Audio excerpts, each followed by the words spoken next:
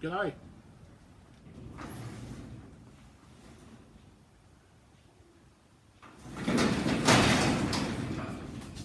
G'day. There you go. It's my number one fan.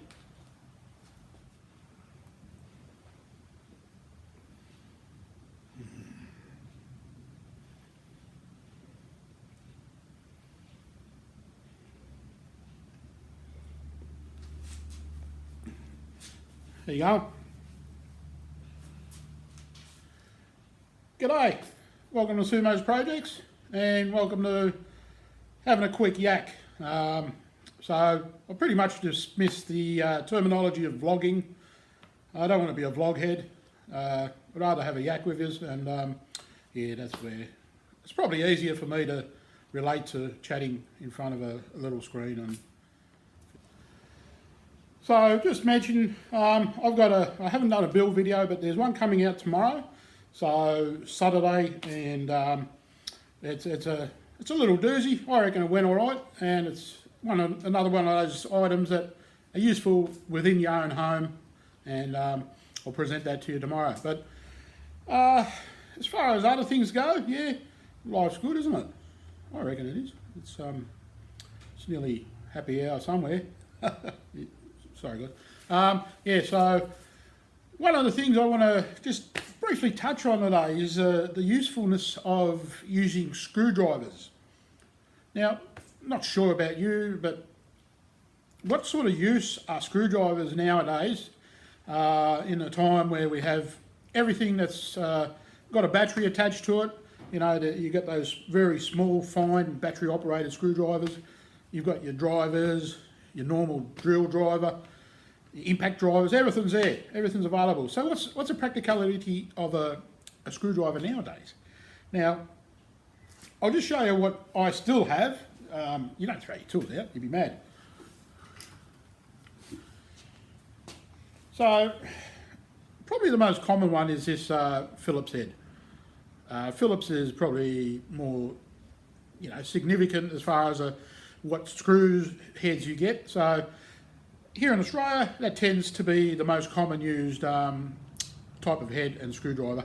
And so a collection of these is good to have. As probably most people know, they come in all different varying lengths. You can have them this big, you can have the stumpy ones, depending what sort of application, but they're a handy thing to have just tucked away in one of your cupboards inside, in the garage, wherever.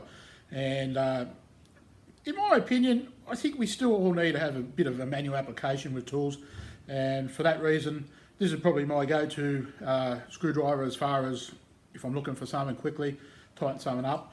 It works well. Now, probably the biggest downfall of engineered tools in the modern day is the flat-bladed screwdriver.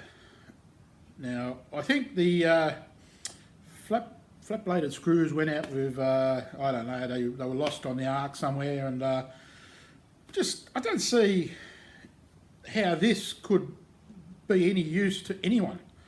I mean, you used to do your screws up and the thing would slip off, you trying to, and you take a chunk out of your finger. No fun.